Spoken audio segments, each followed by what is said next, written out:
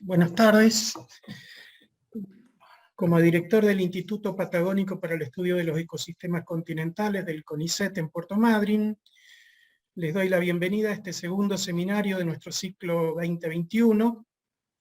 Nuestro orador en esta oportunidad es la doctora Paola Mariela Pelzer, que es investigadora de CONICET en el Instituto Nacional de Limnología y profesora de la Universidad Nacional del Litoral en la ciudad de Santa Fe de la Veracruz, en el litoral argentino.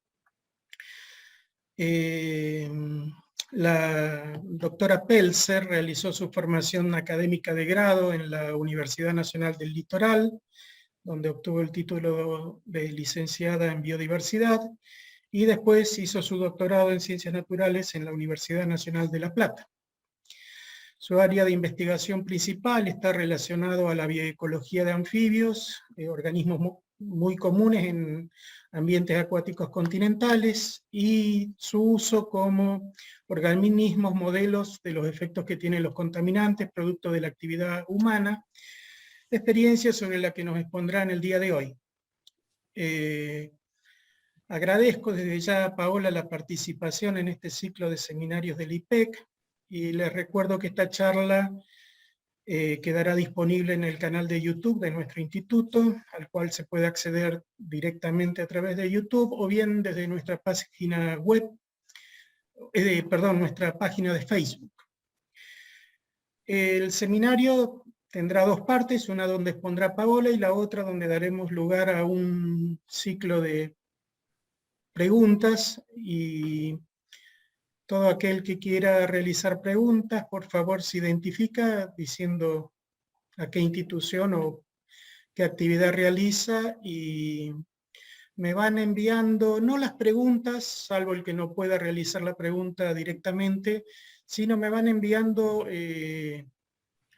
por el chat el nombre. Quiero hacer una pregunta, si vamos ordenándolas al final del seminario. Bueno, Paola, es toda tuya la tarde. Muchas gracias por participar y adelante. Bueno, muchísimas gracias Luciano, gracias a ustedes, a tu equipo por habernos invitado. Como verán, si bien yo soy Paola Pelzer, tengo atrás mío un grupo fantástico con el cual estamos trabajando hace muchísimos años, y si bien cada uno está especializado en alguna línea dentro de lo que es la ecotoxicología y la bioecología de anfibios anuros, yo en este caso voy a hablar de lo que son los efectos de los contaminantes emergentes en los anfibios anuros. Es de remarcar que, bueno, lo hago generalmente en la mayoría de las charlas, y uno se pregunta, ¿no?, si es fácil hacer ecotoxicología y sobre todo trabajar con anfibios anuros. Realmente, si nosotros no hubiéramos tenido una formación de base biológica, ecológica, y hubiéramos estudiado en un principio cómo se desarrollan, cómo viven, cómo sobreviven, de qué se alimentan los anfibios anuros, nunca hubiéramos podido llegar a esta etapa de conocer cómo responden a distintos factores ambientales, en este caso la contaminación, y en este caso particular la contaminación por contaminantes emergentes. Como les decía, bueno, nosotros tenemos un amplio equipo de trabajo, donde está Rafael Lasmanovich, que incluso disertó el año pasado en estos seminarios, Andrés Atadema, Ana Paula Pulsoni, Agustín, Candela, Carlina, Evelina, Lucila, Teresa, Silvia, todos forman parte de este gran laboratorio de ecotoxicología que se encuentra en la localidad de Santa Fe, en la provincia de Santa Fe, y todos dependemos del CONICET. Pero también estamos dentro de la Universidad Nacional del Litoral, en la Facultad de Bioquímica, y trabajamos en colaboración justamente con estas dos investigadoras de la Universidad Nacional del Nordeste. ¿Qué son los contaminantes emergentes? Uno puede decir, ¿contaminantes a qué le llamamos? Hay muchas sinonimias, hay mucha diferencia conceptual en cuanto a lo que es contaminante, poluente o polucionante. En general, el término contaminante de preocupación emergente, que es el término mejor aplicado a esto, son aquellos que generalmente se utilizan para referirse a compuestos de distinto origen y de naturaleza química, que su presencia en el medio no es que es nueva, sino que en realidad nunca estuvieron regulados y nunca fueron encontrados o formaron parte de los screening ambientales o de monitoreos ambientales. En general son los medicamentos de uso veterinario o que se utilizan en la medicina humana, aquellos que derivan también de la producción de medicamentos a gran escala, es decir, por grandes industrias, pero uno los encuentra en pequeñas concentraciones. En pequeñas concentraciones me refiero a que se encuentran en nanogramos, a microgramos, y ustedes me preguntarán, pero ¿y por qué producen tanto daño a nivel ambiental y podemos estar hablando de una medicalización ambiental? En general, lo que, como decía recién, no hay una regulación ni una normalización de la presencia o cuánto debería estar en un ambiente acuático estos contaminantes. En realidad no debería haber nada, ¿no? Como ningún otro contaminante. Pero lo que pasa es que son pequeñas concentraciones que continuamente se van introduciendo al ambiente, ¿sí? Es decir, todos los días, a cada hora, a cada minuto y a cada segundo. Y realmente no están contaminadas, no están reguladas. De manera que esas pequeñas cantidades y su uso frecuente, tanto en medicina veterinaria como en medicina humana, y aquellos que se utilizan como productos de cuidado personal, como por ejemplo las cremas, los dentífricos, el shampoo, se introducen continuamente en el ambiente. Y ahora vamos a ver algunos ejemplos de cómo son acumulados en el ambiente. Es decir, que existe poca difusión y regulación sobre lo que sucede cuando son desechados. Incluso ustedes mismos muchas veces habrán dicho qué hago con este blister de remedios y o sea, no hay ningún lugar donde los pueda colocar o llevar, como por ejemplo en el caso de las pilas, que uno ya sabe más o menos dónde los puede colocar o llevar. Bueno, realmente eso también es un grave problema.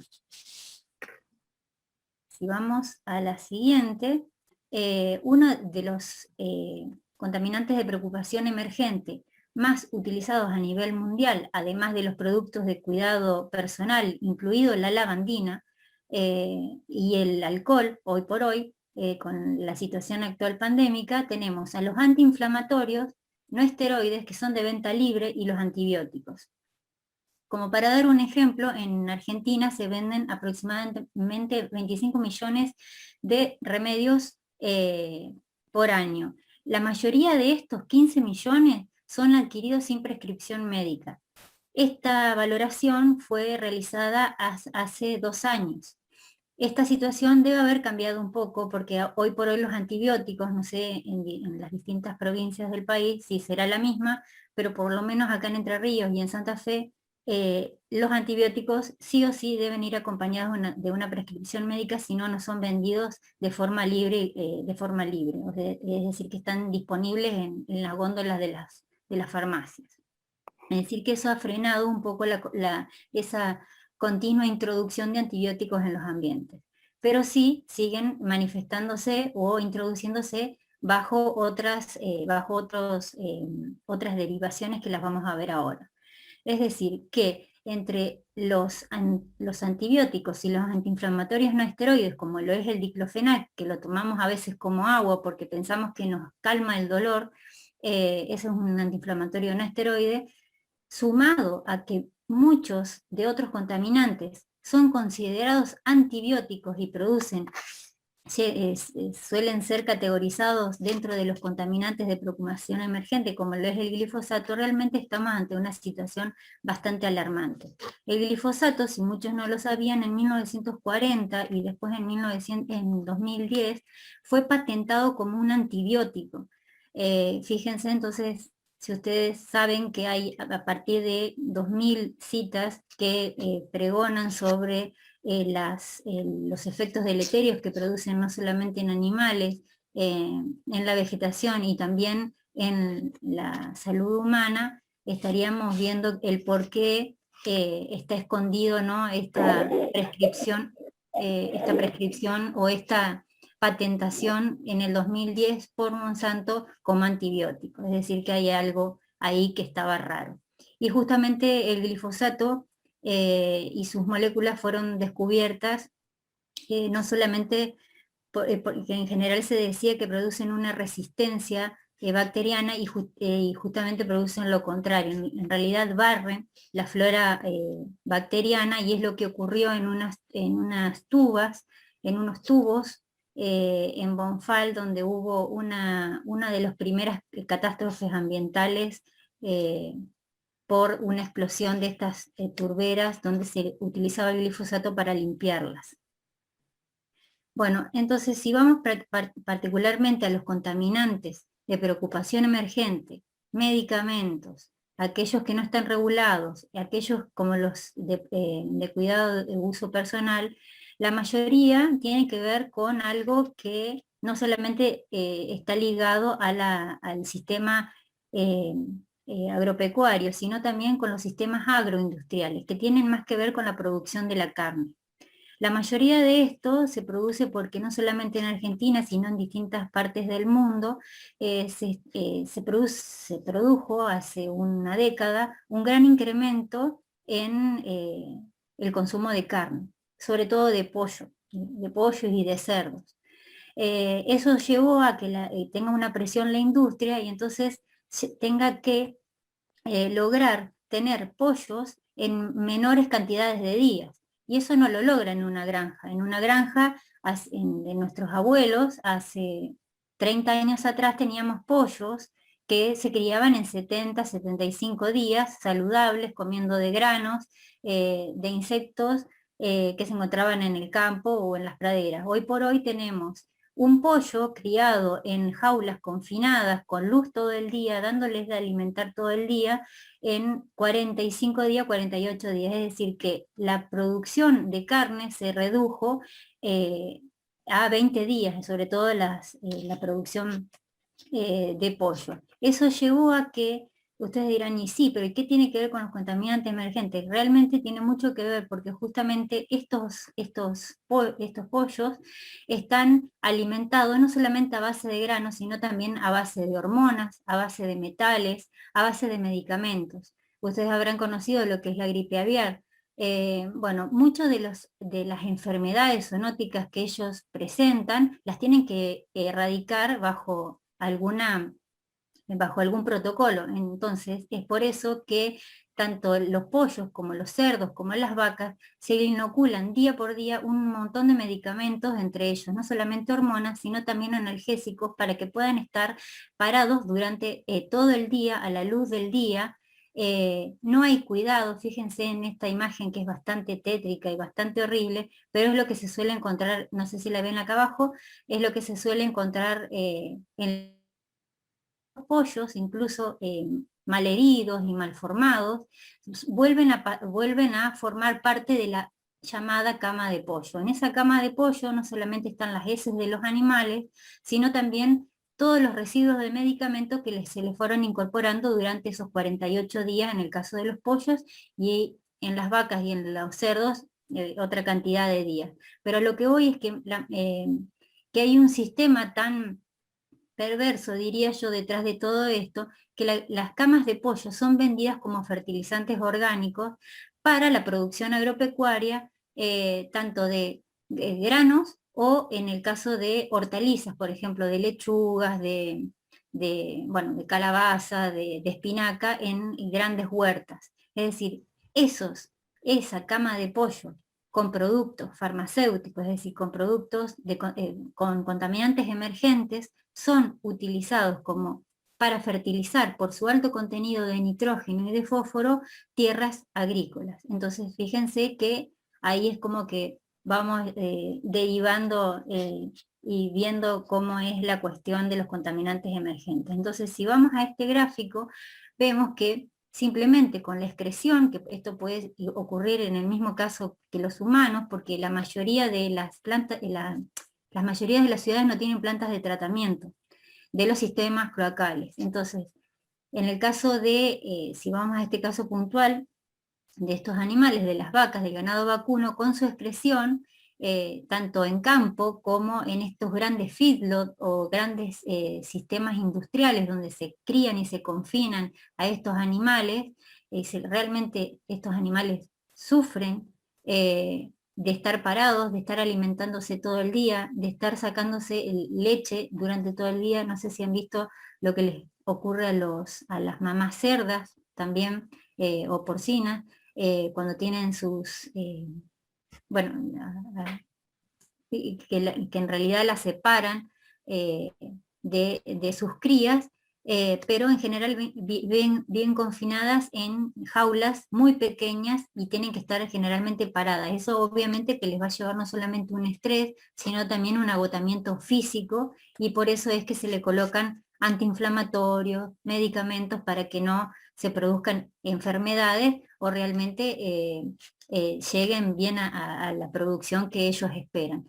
Bueno, luego de que estas aguas residuales, de estos feedlots, de estas grandes industrias, o a través de la deriva pluvial o lixiviación pluvial, que es lo que se denomina runoff, y sobre todo si son utilizadas estas camas o estas heces como fertilizantes orgánicos en el cultivo de granos o en el cultivo de hortalizas, estos van a llegar sí o sí por lixiviación, por deriva,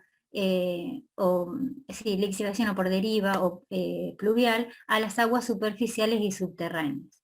Hoy por hoy se puede decir que ya estos residuos de contaminantes de preocupación emergente ya son encontrados en distintos lugares en el agua potable, pero como no forman parte del monitoreo habitual que se le hace al agua potable, no son descubiertos o no son determinados. Entonces, vamos a esto. Las aguas residuales en América Latina, con tratamiento tenemos aproximadamente el 15%. Sin embargo, el 85% de las aguas residuales en América Latina no reciben ningún tipo de tratamiento. Uno de los mayores, como les decía anteriormente, de los mayores contaminantes que se encuentran en agua superficial es justamente el diclofenac, que ya vamos a ver que trae serias consecuencias a nivel ambiental, a nivel de vida silvestre y a nivel de la vida humana, es decir, de la salud humana. Uno de los primeros argentinos en encontrar esto, porque uno puede decir, ah, no, pero esto está ocurriendo en Alemania, en España, ¿cuál es el problema? Realmente en Argentina, desfasados por un montón de cuestiones que ya sabemos, empezaron los estudios posteriores por la adquisición de herramientas adecuadas para encontrar estos medicamentos o estos residuos de medicamentos en aguas superficiales. Uno de los primeros que lo hizo fue el Orriaga, en el año 2009, pero le siguieron Culsoni, Teglia, Goicochea, Marino, Carquiriborde, Barceló. Seguramente me olvido de alguno, no quería dejar de nombrarlos porque realmente fueron los pioneros en encontrar distintas cantidades o concentraciones de contaminantes emergentes como el ibuprofeno, que uno muchas veces lo toma, me duele la cabeza y lo toma, diclofenac, atenolol, la carbamazepina, la atenolol y bueno, la carbamazepina, de uso psiquiátrico, y el atenolol para el tema de la presión. Es decir, que muchos de estos medicamentos relacionados con la salud humana, en este caso, se empezaron a encontrar en aguas superficiales de Buenos Aires. En Buenos Aires, y como yo les decía hoy, estos autores empezaron a encontrarlo en distintas localidades, en distintos sistemas acuáticos en Santa Fe y en Entre Ríos también, con la ayuda de uno de los pioneros en trabajar a nivel mundial, que es el doctor Barceló, Damián Barceló. Bueno, por eso les decía que, bueno, en 1968 fue encontrado por primera vez en lagos alemanes, en ríos alemanes, se encontró el ácido clorhídrico, que tiene que ver con la regulación metabólica de los ácidos grasos, bueno, como les decía, en ríos alemanes.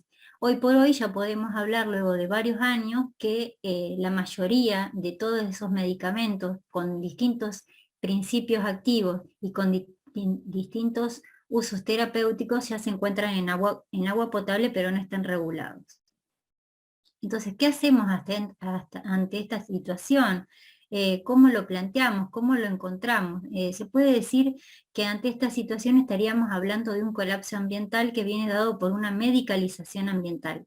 No sé si han oído hablar de la gran resistencia bacteriana que se está dando de bacterias muy comunes y que hoy por hoy no son combatidas bajo ningún antibiótico común.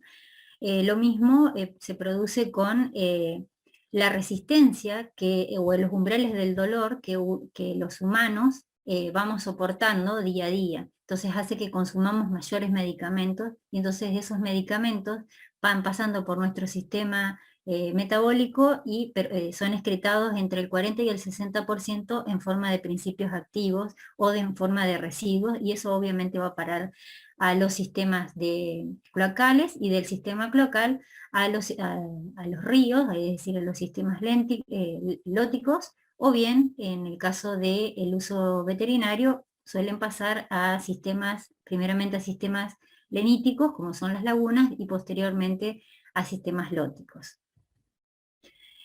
Una de las graves preocupaciones que se produjo en el año 2001 fue haber encontrado que los buitres y los quebrantahuesos en África y en Europa habían empezado a declinar sus poblaciones. Es decir, el número de buitres y quebrantahuesos a partir del 2001 hasta el año 2009 fueron diezmando su población hasta que empezaron a ver que solo existía el 1% de especies como por ejemplo Gibbs, que es una de las especies más comunes de buitres. Los ecólogos no encontraban una relación directa entre la potencial fragmentación de hábitat o pérdida de hábitat y la relación con estas aves carroñeras. Entonces se requirió el estudio más específico y se incluyeron a veterinarios, y estos veterinarios comenzaron a ver que la mayoría de los buitres y los quebrantahuesos se estaban alimentando de ganado vacuno que era eliminado como desecho porque no servían o porque se habían muerto de grandes feedlots que se encontraban en Europa.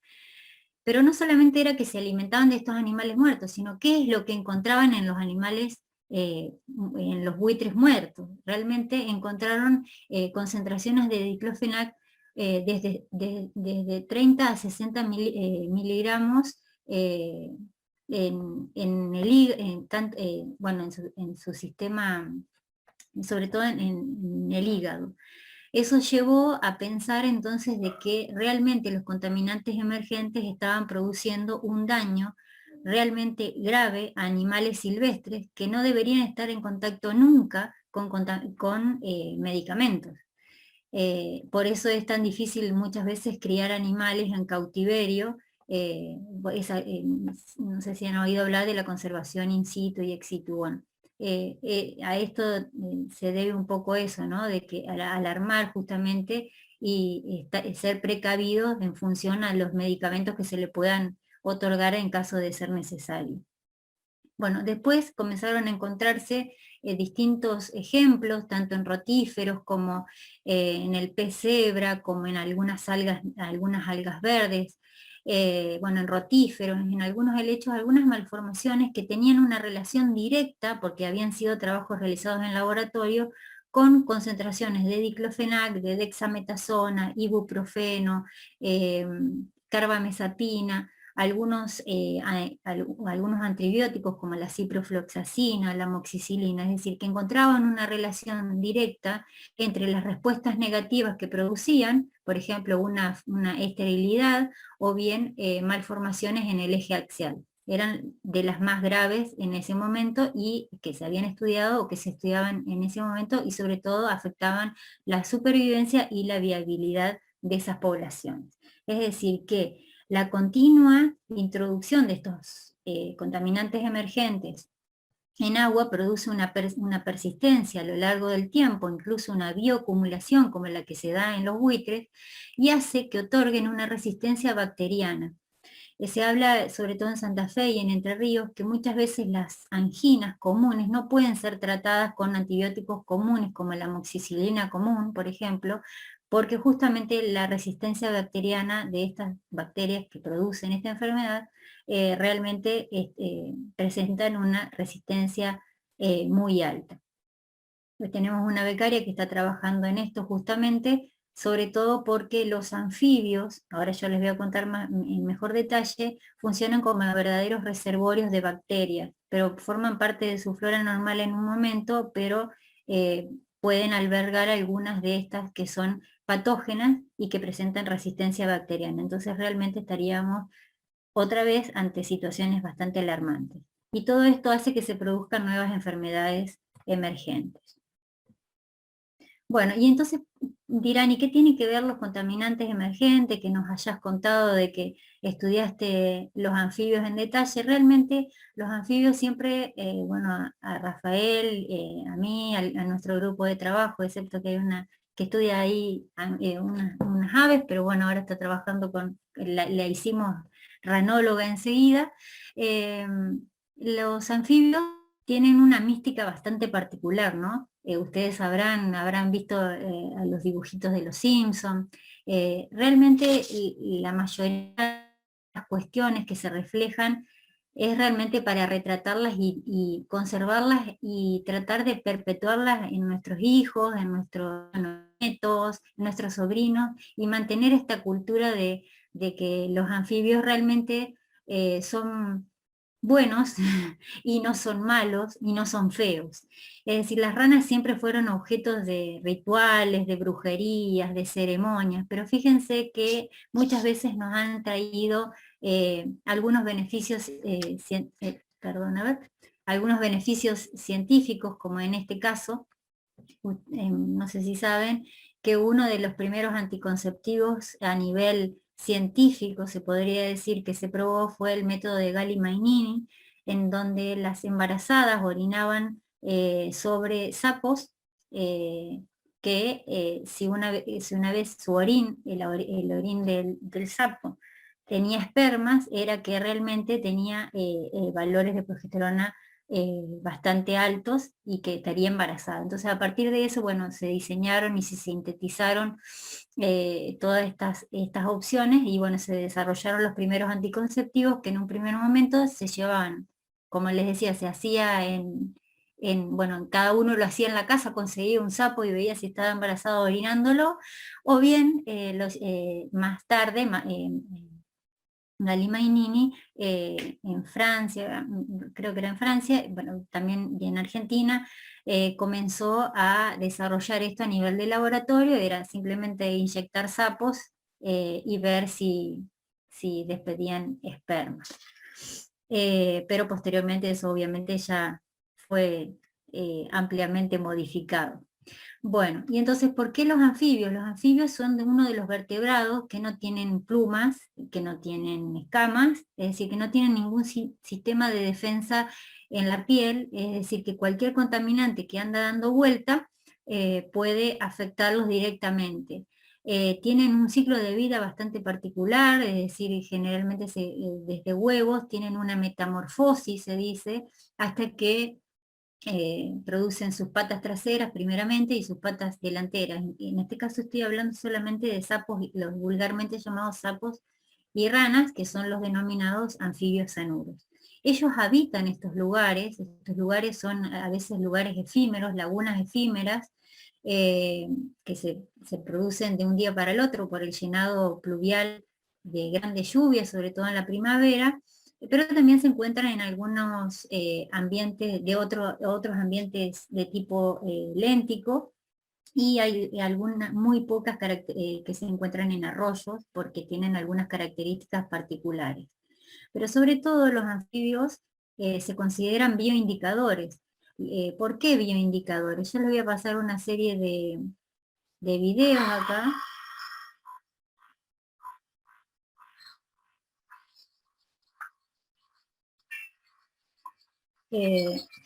Y puedo decirles que estas especies en general, en su mayoría, son estrategas R, es decir, que producen muchísimos huevos por cada camada, por cada corte, y hace que sean fáciles de observar y encontrar en la naturaleza. Es decir, tienen estrategias adaptativas que hacen que justamente se encuentren en estos lugares tan efímeros. Entonces, les decía que se pueden considerar a nivel mundial como grandes indicadores de alerta temprana, porque nos avisan tempranamente que algo está pasando en el ambiente, tienen una baja dispersión, no se dispersan mucho más que 3-4 kilómetros algunas especies y otras muchísimo menos, es decir, que no vuelan, no tienen esa capacidad de las aves de volar y dispersarse ante un evento catastrófico, dependen del agua para su supervivencia y para su reproducción, tienen respiración branquial cuando son renacuajos y pulmonar cuando son adultas. Y como les decía, muchas de las especies producen muchos huevos para asegurar su descendencia, y eso hace que nos facilite a los biólogos, ecotoxicólogos que trabajamos en esto, para que pequeñas muestras de estos huevos podamos analizarlas y ver qué respuestas ofrecen ante distintos contaminantes. Entonces, si vamos a este ejemplo, podemos decir que también tienen formas o mecanismos de desarrollo muy similares a la del hombre.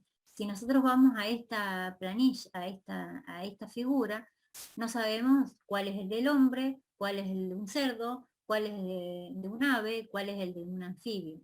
En general, todos los embriones de los vertebrados presentan una notocorda y te presentan arcos branquiales.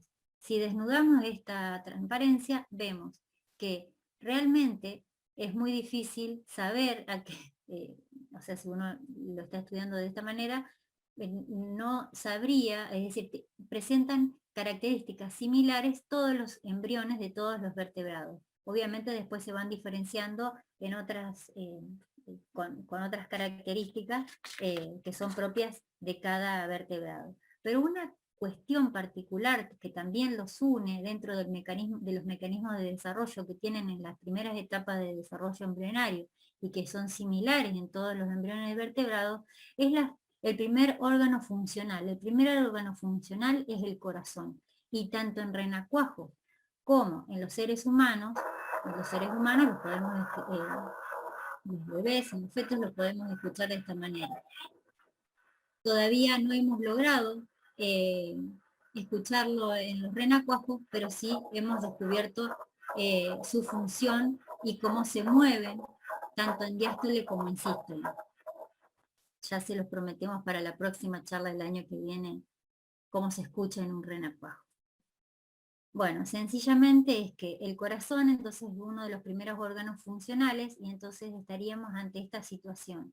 No estamos muy distintos en estudiar a los organismos indicadores de alerta temprana y encontrar algunas respuestas que son negativas o son indistintas, es decir, que realmente las muchas hormonas y los mecanismos de desarrollo en los anfibios tienen mucha similitud con lo que ocurre en el hombre.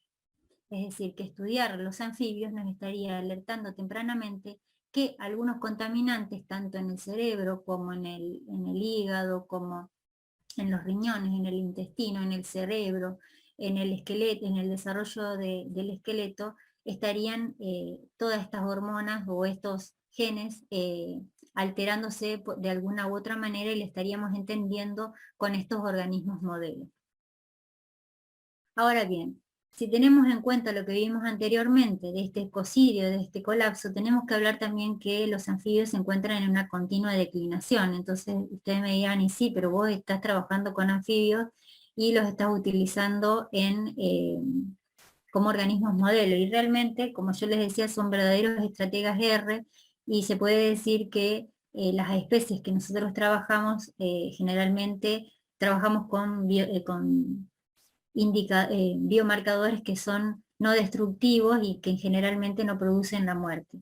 Pero si yo les muestro esta imagen, dos imágenes, dos videos, de una situación real donde en una laguna, donde ellos se reproducen, y en esta, donde no les queda otra que reproducirse y sobrevivir, ustedes verán la diferencia. Esto es una laguna común en un parque natural, en una reserva natural, donde hay miles de larvas, en este caso de Leptodactylus latrans, que es la rana criolla.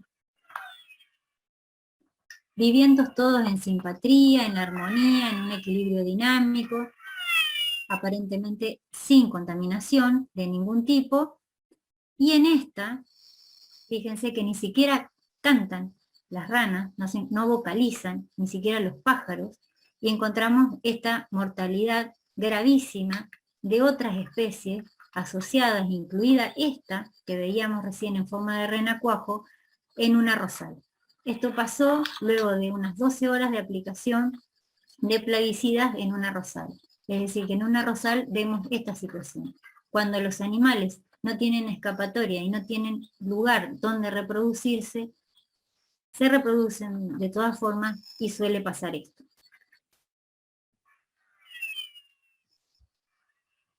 Eso nos llevó a que nuestro grupo vaya indagando no solamente en la presencia de plaguicidas, ya sea herbicidas, pesticidas, fungicidas en estos sistemas, sino que también en estos screening ambientales comenzamos a ver que había otros contaminantes, porque ustedes sí sabrán, para llenar estos baletones, en los arrozales se utiliza el agua de río o las aguas de los arroyos más cercanos o de los tributarios más cercanos. Es por eso que empezamos a encontrar contaminantes que no eran comunes del uso de plaguicidas de por sí dentro de la fenología de un cultivo X. Es así que nos llevó a hacernos varias preguntas durante algunos años, debates internos ahí entre nosotros, y empezamos a ver que realmente estábamos encontrando otros contaminantes que estaban actuando en sinergia con los plaguicidas, en este caso antiinflamatorios, antibióticos, antirretrovirales, ansiolíticos, antipiréticos, antialérgicos, antieméticos y diuréticos. La mayoría en general son aquellos que se consumen en forma de venta libre, y justamente los empezamos a encontrar en forma sinérgica y en forma conjunta con los otros screening que hacemos de rutina, de plaguicidas y de otros contaminantes que, si bien son nutrientes de la laguna, cuando pasan un cierto rango, por ejemplo el nitrógeno y el fósforo, se los puede llegar a considerar también contaminantes porque producen la eutrofización de los ambientes acuáticos. En general se utilizan biomarcadores a distintas escalas jerárquicas, es decir, que no solamente utilizamos los renacuajos, sino también utilizamos los huevos, observamos qué pasa a nivel ambiental, es decir, in situ, es decir, utilizando estudios de campo, estudios de laboratorio, estudios de micro o mesocosmos, y siempre haciendo hincapié en las concentraciones ambientalmente relevantes, es decir, aquellas concentraciones que encontramos o registramos en alguno de los screening ambientales, o que realmente nos interesa saber, por ejemplo, del clonazepam, qué es lo que produce en los anfibios. Entonces lo que hacemos es recurrir a la bibliografía y buscar cuáles son las concentraciones en ríos o en lagunas que ha sido encontrada de clonazepam. Entonces generalmente se trabaja bajo esos escenarios, excepto algunos trabajos que hemos simulado escenarios, los peores escenarios, por ejemplo, al lado de un efluente industrial de medicamentos, ¿sí? Es decir, donde realmente las concentraciones aumentarían. Y otra cosa que hacemos hincapié es que estudiamos los anfibios, es decir, los sapos y las ranas de nuestros ambientes, es decir, que son de nuestra región, que son argentinos, porque muchas de las hojas de seguridad de la mayoría de los antibióticos, de los antiinflamatorios y de los remedios, así como de los plaguicidas, se basan en el estudio de las respuestas que producen especies que son consideradas organismos modelos a nivel internacional. Uno es el caso de Xenopus levis, que es una rana africana, y el otro la rana catesbiana, que es una rana canadiense. ¿Sí? Hoy por hoy ya sabemos que son especies exóticas y que han invadido nuestros ambientes por descuido y por un montón de otras cuestiones que ya escapan a esta charla. Entonces, dentro de los ensayos que nosotros hacemos, dentro de esos ensayos in situ, a escala de microcosmos o a escala de mesocosmos, evaluamos a distintas órdenes jerárquicos o escalas jerárquicas, efectos directos en corto plazo, es decir, como la muerte, la concentración letal media, es decir, aquella concentración que produce el efecto deseado en la concentración menor y la que no produce efecto, y otros como son la evaluación de la muerte ecológica. Se sabe hoy que, bueno, en los efectos directos se produce una muerte fisiológica, es decir, el animal deja de existir. Pero ¿qué pasa cuando el animal deja de alimentarse o deja de nadar deja de nadar en su forma normal para conseguir alimento? Eso se llama muerte ecológica, es decir, que los animales mueren ecológicamente dejando atrás para beneficiarse y de esa manera no gastar aún más energía, dejan de cumplir algún rol o alguna función ecológica, ¿sí? Eso se llama muerte ecológica. Ahora bien, uno de los estudios a campo que se realizó fue justamente el de estudiar qué contaminantes emergentes se encontraban en las camas de pollo. Nosotros en Paraná estamos en la provincia de mayor producción de pollo a nivel de país. No sé si conocerán los pollos de Crespo.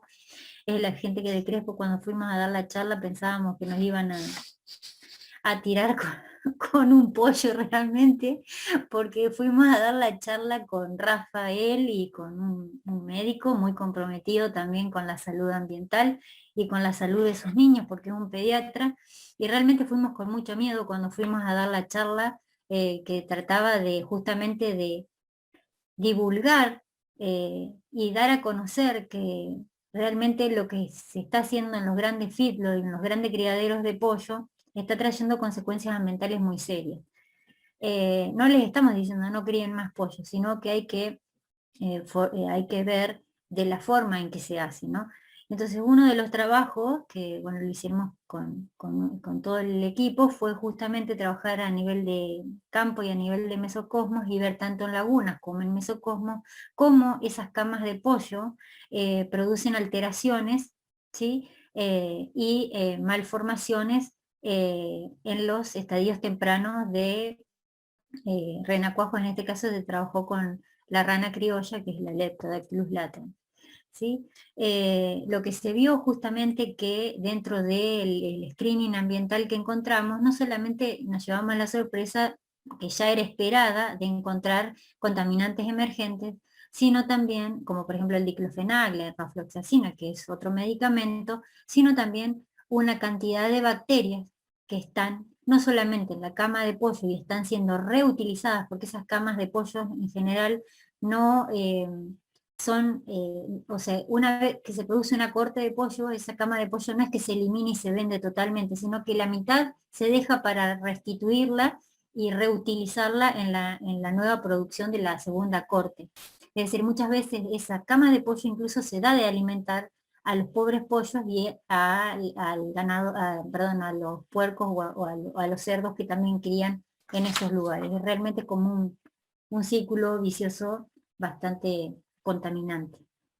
Es decir, que en este caso hay bacterias que realmente están derivando también en los ambientes acuáticos donde los anfibios suelen reproducirse y donde nosotros encontramos un montón de malformaciones relacionadas no solamente a que era cama de pollo, sino que también tenía alto contenido de amonio, alto contenido de enrofloxacina, y todo esto actuando en sinergia produjo realmente mortalidades severas, produjo anormalidades en el desarrollo severas, y una de las especies que también utilizamos, que es Physalemmus albonotatus, que es la rana llorona más común en esta región, no logró alcanzar nunca, aunque sea el estadio 38, es decir, el aletargamiento en cuanto a la metamorfosis, o en cumplir el clímax metamórfico, nunca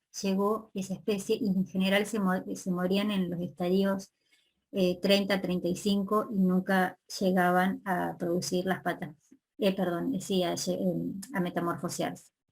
Es decir, que dentro de esa gran evaluación que se puede hacer tanto en campo, tanto en mesocosmos o en laboratorio, y luego de la búsqueda de renacuajos en sistemas que nosotros conocemos como no contaminados, les digo no contaminados entre comillas, porque muchos hoy por hoy estamos encontrando que por deriva aérea.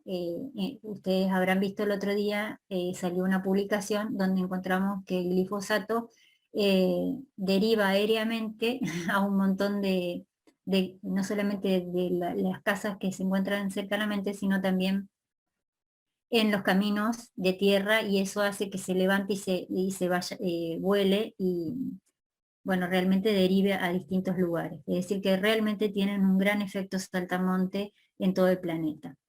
En esa evaluación entonces que nosotros hacemos, evaluación de la exposición, hacemos evaluaciones de efectos, es decir, vemos cuáles son las respuestas que ellos nos pueden dar para ver si realmente la calidad de ese ambiente es buena o mala, y si hay presencia de contaminantes emergentes y qué es lo que le está produciendo, ¿no? Entonces, en esa evaluación de efectos, que se estudian a partir de huevos, en ensayos crónicos, hasta su metamorfosis. Obviamente, como les decía recién, ahí lo ven a Maximiliano recolectando en una laguna natural, los huevos, renacuajos, los exponemos. Entonces, como les decía, dependiendo qué biomarcador o qué efecto queremos ver, la cantidad de tiempo que sea necesario. Entonces tenemos esos ensayos subletales crónicos, y cuando utilizamos estadios iniciales, en general utilizamos estadios de desarrollo de Gostner a partir de antes de que comience a funcionar el corazón, porque no nos serviría de nada de que el corazón ya esté formado. Es justamente algo de lo que vamos a hablar dentro de 2 o 3 diapos más.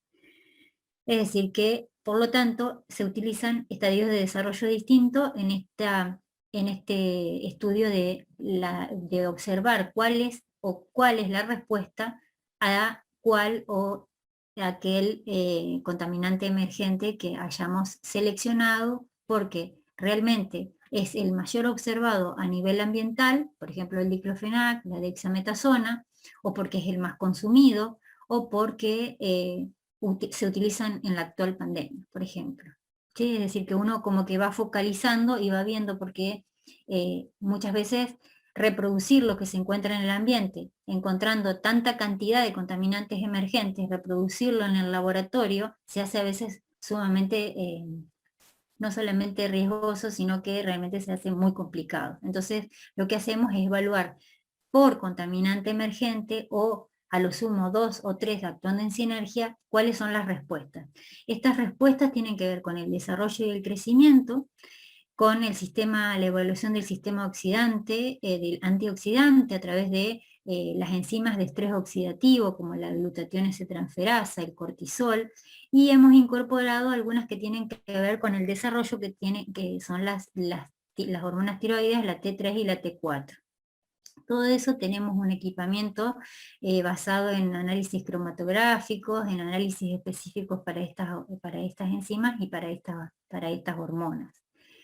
El análisis de desarrollo y crecimiento se hacen siempre con imágenes digitales que tenemos al alcance con el equipamiento que tenemos en este momento. El comportamiento natatorio también nos indica que realmente están pasando por esta muerte ecológica o no. Una de las variables que se mide, por ejemplo, es cuál es la trayectoria. Si nosotros los colocamos en caja de Petri luego de que hayan sido expuestos a cual o aquel contaminante emergente, y se evalúa cómo nadan. ¿Sí? Uno ya de por sí, y por eso que les dije en la primer diapo, de saber realmente de estas 36 especies que nosotros conocemos para el río Paraná Medio, hemos estudiado cómo se comportan a nivel natural, es decir, en forma natural en las lagunas. Y de saber eso, sabemos que realmente si las llevamos a una caja de Petri, y al haber estado expuesto a un contaminante X, pueden variar o pueden nadar en forma distinta. Entonces es cuando vemos o valoramos si ese comportamiento natatorio es anormal o normal, ¿no? Para eso también nos valemos de unos software que son aquellos que fueron diseñados en algún momento para estudiar la movilidad espermática, como por ejemplo CASA, que es uno de los video tracking software muy utilizados, y bueno, obviamente como todo biólogo, siempre adecuando adecuando las herramientas disponibles para otros estudios, siempre los biólogos ingeniándonos para poder hacer estudios más novedosos. Bueno, y así hicimos también los primeros estudios del comportamiento o de la tasa y la función cardíaca en los renacuajos. Solo había sido observada o estudiada en rana catesbiana, porque es un tamaño muy grande el renacuajo, y en Xenopus levis, pero nunca se había caracterizado para la especie nativa. Ya les voy a mostrar también después cómo funciona. Y bueno, sencillamente lo que se hace es colocar el renacuajo una vez expuesto, y por transiluminación se digitaliza a través de videos, y luego con un software específico se calcula entonces la frecuencia cardíaca y el intervalo del ciclo ventricular, para realmente saber si hay una alteración en esa función cardíaca. El corazón de los anfibios es tricameral, es decir, que van a encontrar ahí sí, ustedes me dirán, ah, sí, pero me dijiste que el mecanismo de desarrollo de todos los embriones de vertebrados son similares. Bueno, sí, les dije eso, pero después hay características, como en este caso el sistema cardiovascular en los anfibios. El sistema cardiovascular de los anfibios es tricameral, mientras que el del hombre es tetracameral.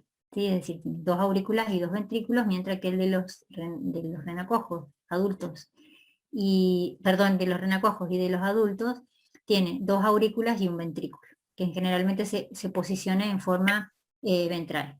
¿Sí? ¿Alguien? ¿Sí? No, bueno. Dentro de las respuestas entonces más evidentes fueron estas, ¿no? Que en general de los 15 o 16 contaminantes emergentes, productos farmacéuticos y aquellos de cuidado personal que hemos ido analizando a lo largo de este tiempo, la mayoría producen efectos neurotóxicos. Eh, ¿Y por qué empecé mostrándoles la metodología de una forma y ahora empiezo a mostrarles esto? Porque voy a ir de abajo hacia arriba, de escala jerárquica de abajo hacia arriba. En general, lo primero que se estudia es la actividad enzimática. Hay alteración en la acetilcolinesterasa, es decir, aquellas que tienen una relación con el movimiento, y sí, se vio que realmente sí, que se producen inhibiciones de las enzimas de la acetilcolinesterasa, sobre todo, y eso tiene que ver con una gran repercusión en la forma de desplazamiento o movilidad en esa caja de Petri que se analiza en forma individual. Hay algunas que producen un aletargamiento, mientras que otras producen este nado tan particular y tan azaroso, que no lo produce un control. En general, en el control, la larva lo que hace es buscar salir, ¿sí? Y buscar rodear la caja de Petri en forma, bueno, circular, mientras que ya en estadios que realmente están comprometidas, la butirilcolinesterasa o la acetilcolinesterasa, se producen espasmos, es decir, que nadan en forma abdominal, ¿sí? Es decir, con los ojos hacia abajo, o bien producen estos movimientos erráticos, y así como alocados, ¿no? Entonces, se dice entonces que este comportamiento natatorio está íntimamente relacionado con los efectos neurotóxicos que se vienen observando, y también con otra cosa que tiene que ver con el estrés oxidativo, que era la glutatión S-transferasa y el cortisol. Es decir, que de todos los análisis que venimos haciendo, siempre encontramos relación entre todos los parámetros que venimos observando. En este caso, a nivel de comportamiento natatorio, porque hay un efecto neurotóxico y hay una alteración del sistema antioxidante. En este caso, por estrés oxidativo dado por la glutatión S-transferasa, que también produce daños o alteraciones a nivel histopatológico. Y otra cosa que también se evalúa es la genotoxicidad.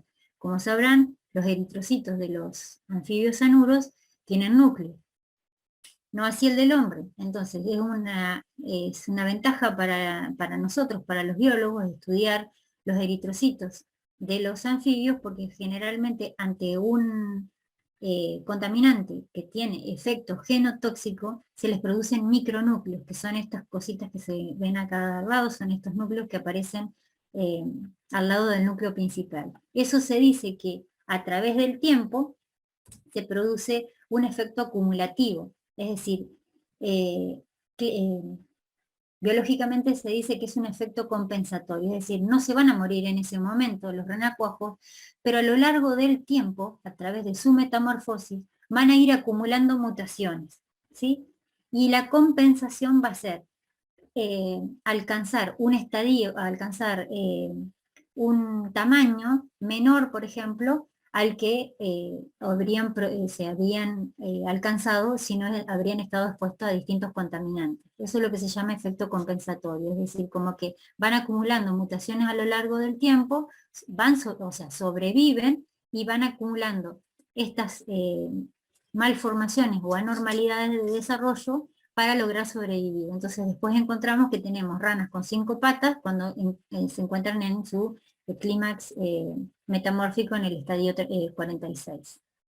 Otra de las cosas que hemos visto, bueno, como yo les decía, hay alteraciones muy importantes en lo que tiene que ver con la diástole y la sístole. En realidad nosotros lo que estudiamos es el ventrículo, como yo les decía, se encuentra ventralmente y ahora se los voy a mostrar en una diapo posterior. Es decir, que hay una alteración en la frecuencia cardíaca y en general tiende a ser generalmente tienden a ser bradicárdicos cuando están expuestos a contaminantes de tipo emergente. ¿Sí? Y otra cosa que se ha encontrado, que de la mayoría, o sea, de los 15 o 16 contaminantes emergentes que hemos estudiado hasta el momento, la mayoría produce inhibiciones en la T4 y en la T3 que obviamente repercuten en el desarrollo. ¿Sí? Es decir, lo que se ve es que hay una disminución en las tasas de crecimiento y desarrollo y por ende de la condición animal ya en estadios avanzados.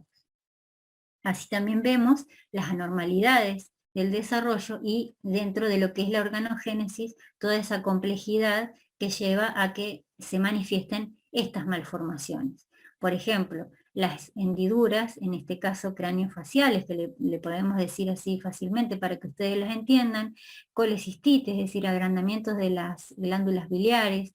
Después tenemos, por ejemplo, que le falta algunas hendiduras branquiales, en otros casos se producen alteraciones en el eje axial, por ejemplo acá, ¿sí? Entonces eso lleva a que no puedan nadar en forma normal. Fíjense en estos casos, tenemos entonces alteraciones en el eje axial, ¿sí? Tenemos formaciones de cuerpo en saco, es decir, que parecen edematosos, pero en realidad lo que se produce es que son cuerpos globosos de renacuajos, pero que no tienen una alteración, o se dice heterotaxia, cuando hay una alteración en la formación del corazón y del intestino y se encuentran dispuestos en forma no normal, ¿sí? Es decir, que se encuentran en forma invertida. Después también en forma de cuerpo de diamante, y en general una de las manifestaciones más claras que se está produciendo con los contaminantes de preocupación emergentes es justamente las atrofias intestinales y atrofias en el desarrollo cardíaco. Entonces, ¿qué es lo que tenemos después?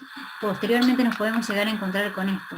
Realmente este animal tiene una muerte ecológica bastante severa, porque probablemente no se pueda reproducir o no se haya podido reproducir. Le decimos blinking. Bueno, otras de las malformaciones acá las tenemos más bien ya con otras metodologías de laboratorio que usamos, son las de tinción diferencial. Bueno, esto lo hacen Lucila y Teresa, que han visto cómo justamente las canastillas branquiales también son una de los primeros órganos que sufren alteración.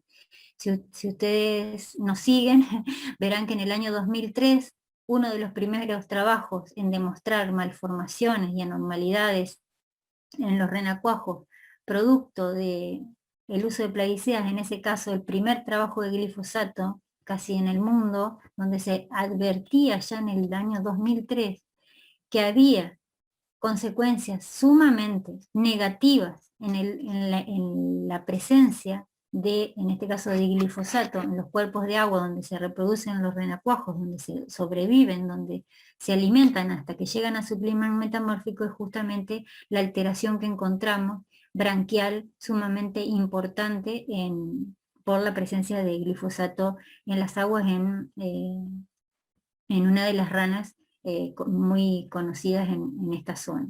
Y bueno, y acá entonces pueden ver que depende de la vista que uno, o la observación que uno quiera tener, desde huevo podemos llegar a encontrar hasta incluso malformaciones, hasta estadios avanzados como lo es el corazón, y que es una de las líneas que ahora estamos siguiendo, y que les quiero mostrar que luego, que tiene como yo les decía, en el hombre aparece a los 21 días la funcionalidad cardíaca, ¿sí? Es decir, el primer órgano funcional es el corazón, ¿sí? Es decir, pero también es uno de los primeros que empiezan a formarse junto con el sistema nervioso.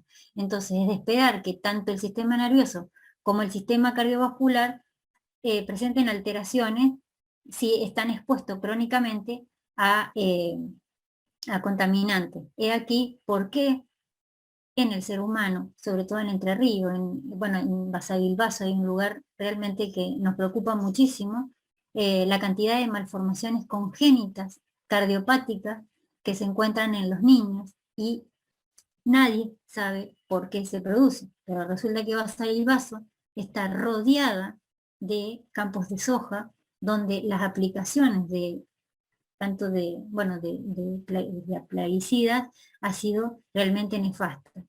Uno de los habitantes de ese lugar, y creo que lo conocen, fue Fabián Tomasi, que realmente con sus palabras eh, dejó entrever un montón de cuestiones que tienen que ver con la moral y ética que estamos viviendo hoy por hoy. Fabián Tomasi, al ver que no eran escuchados ni los científicos, ni Carrasco, ni muchos otros biólogos, que estábamos dando evidencia de que realmente los contaminantes emergentes están perjudicando no solamente la fauna silvestre y están produciendo declinaciones o detrimento a la calidad ambiental, sino que también están perjudicando al hombre. Él decía, esperen sentaditos, que la muerte les va a llegar a todos, o el veneno les va a llegar a todos. Eso es lo que decía Fabián Tomasi, hoy realmente está en una de las mejores estrellas.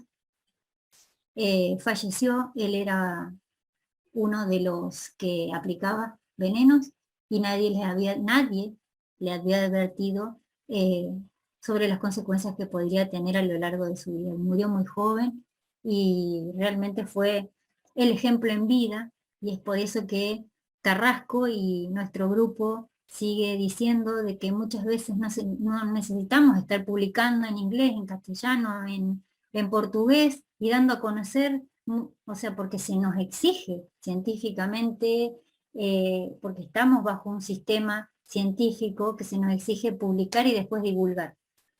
Pero muchas veces el animal, el ambiente y el humano hablan por sí solos, es decir, que hay evidencias que realmente plasmándola con una foto hablan por sí solos. Entonces se puede decir que para el corazón, sobre todo, y hablando de estas malformaciones congénitas que se vienen dando en el hombre, y teniendo en cuenta que hay muchos genes ortólogos que tienen mucha relación con la formación del corazón en estadios tempranos en todos los embriones de los vertebrados, podemos decir que hay ventanas críticas en el desarrollo. En este caso particular de los anfibios, podemos hablar de 4. Y que generalmente aumentan cuanto más pequeño es decir, que cuanto la exposición es más cercana a la reciente formación, digamos, el aumento de la cardiotoxicidad sería mucho mayor. Y acá está entonces lo que les decía hoy. La presencia entonces de esa relación que existe entre la aplicación y entre la presencia de contaminantes de preocupación emergente y las alteraciones cardiogénicas, cardiopáticas. Hoy por hoy también se habla de que los celíacos y las alergias que se encuentran a nivel, bueno, de los niños sobre todo, provienen de este gran desarrollo agroindustrial y agropecuario que no tiene ya medidas ni límites. Y acá simplemente, como para ir terminando, les quería contar, porque hasta ahora les conté un montón de los medicamentos, de dexametasona, de diclofenac, de atenolol, de la mayoría de antirretrovirales, que en general también se bioacumulan, es decir, aquellos que se utilizan para los tratamientos de SIDA, se encuentran en nuestras aguas argentinas y se bioacumulan en los anfibios. Pero también hay otros contaminantes, como lo son aquellos de cuidado personal, las cremas, ¿sí? Conjuntamente con la presencia de microplástico, con glitter, con brillantes, y uno de los más preocupantes, porque se utilizan muchísimo y no están indicadas ni las concentraciones, ni la forma en que fueron probados, son los piojicidas. Los piojicidas, uno de los piojicidas que incluso fue aprobado por nuestro sistema científico, nosotros lo llevamos a cabo como prueba, digamos, dentro de todas las pruebas que nosotros hacemos para ver si la fauna nativa, no la fauna exótica que utilizaba como organismo modelo, realmente presenta alteraciones. Y realmente utilizamos uno de los sapos más comunes, que es el sapo cururú, que está distribuido en la mayor parte de Argentina, y vimos que a nivel de este piojicida, en pequeñas concentraciones, produce lo mismo que le produce al piojo, ¿sí?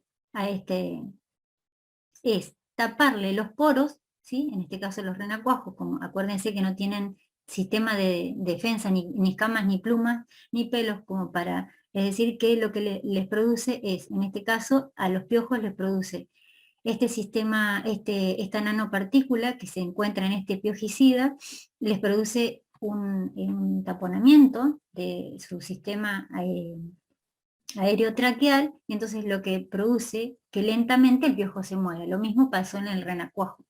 En el renacuajo, con su sistema dérmico, estas nanopartículas es como que fueron encontrándose en todo de su sistema dérmico, y ustedes saben que no solamente la respiración de los renacuajos se produce por sistema branquial, sino que también a través de la epidermis.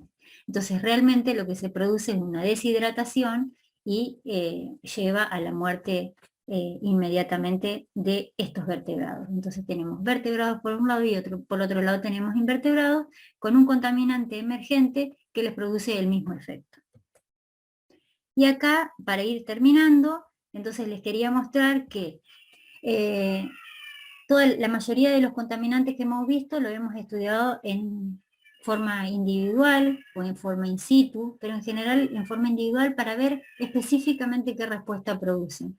Pero hay otros estudios que estamos haciendo hoy por hoy que tienen que ver con la sinergia. No podemos dejar de lado que hoy por hoy existen un montón de microplásticos, como les decía hoy, por el uso o por el uso descontrolado y masivo de productos de cuidado personal. Por ejemplo, una pasta dental tiene microplásticos. Esto estamos estudiando otra línea de investigación que es reciente. Otra que hicieron, bueno, también Rafael Candela, que también lo estamos estudiando, cómo a través de la sinergia, muchos de los contaminantes de preocupación emergente, como por ejemplo los antibióticos, la ciprofloxacina, son aumentadas sus respuestas negativas, es decir, aumento de la glutatión S-transferasa, inhibiciones en el desarrollo, son aumentadas en forma sinérgica por la presencia de otros contaminantes, ¿sí? En este caso del arsénico y en este caso del glifosato y del clorpirifos, que son dos plaguicidas. Es decir, no podemos aislarnos de que realmente en la naturaleza ocurren todos juntos. Y por otro lado, finalmente les voy mostrando entonces que de todo este panorama y abanico que ha llevado años hacerlo, para que les quede algo en claro así, es que las concentraciones entonces subletales, no aquellas que las vemos en forma de si produce la mortalidad o no, fisiológica, encontramos que producen entonces alteraciones en el desarrollo, fallas cardíacas, histopatologías del corazón, riñón e intestino, anormalidades varias, alteración del sistema antioxidante y al letargamiento del sistema natatorio. Entonces es lo que les comentaba hoy, que realmente estamos ante la muerte ecológica y probablemente de una muerte fisiológica de las poblaciones en poco tiempo, de las poblaciones de anuros. Y entonces acá viene a colación que nuestro grupo hace muchos años que está trabajando en esto, y realmente por ahí nos sentimos un poco impotentes, y realmente les voy a leer lo que les escribí porque nos sentimos muy impotentes porque realmente las políticas de Estado hoy por hoy no están teniendo en cuenta las evidencias científicas que están publicadas hace mucho tiempo. Una de ellas tiene que ver con la reciente aprobación de otro organismo genéticamente modificado, como es el trigo transgénico, que si bien no guarda relación con los medicamentos, guarda relación con nuestra salud, y tiene que ver con esto de que les decía al principio, los mitos, esa locura por escuchar o ver a los niños sonreír porque le mostraba un sapo, bueno, porque a veces tienen miedo, de esto de contarles el cuento de la princesa que besó al sapo. Bueno, no sé si fue consensuado o no fue consensuado, pero realmente fueron cuentos que nos hicieron reír, que nos dieron aliento. Usar un sapo colgando, porque mucha gente piensa que aumenta la fertilidad y que es su talismán, y realmente ellos consideran es su costumbre. Otro que realmente dicen, ah, no, está relacionado con la brujería, bueno. Pero realmente lo seguiremos viendo. ¿Hasta cuándo lo seguiremos viendo? Si seguimos con esta manera de producir y permitimos a los que nos gobiernan realmente que este sistema agropecuario y este sistema agroganadero y este sistema de producción de alimentos nos siga pasando factura a nivel ambiental, y las ranas empiecen a dejar de cantar, cesen las aguas y los vientos no soplen más. Es decir, lo leí al revés. Entonces, si tenemos, yo les puse algunos de los otros trabajos que, bueno, recientemente salieron publicados, y escuchen esta rana. Entonces, considerando este colapso ambiental, sus efectos en la fauna silvestre y en organismos que nos alertan tempranamente, ¿podremos seguir sosteniendo en este mundo antropocéntrico la cultura, las leyendas, los cuentos de hadas y princesas sobre estos vertebrados? Peor aún, nos preguntamos si ante diversas evidencias científicas y aquellas que solitas aparecen en los ambientes, ¿el rol de científicos se está considerando en las políticas públicas? Muchas gracias.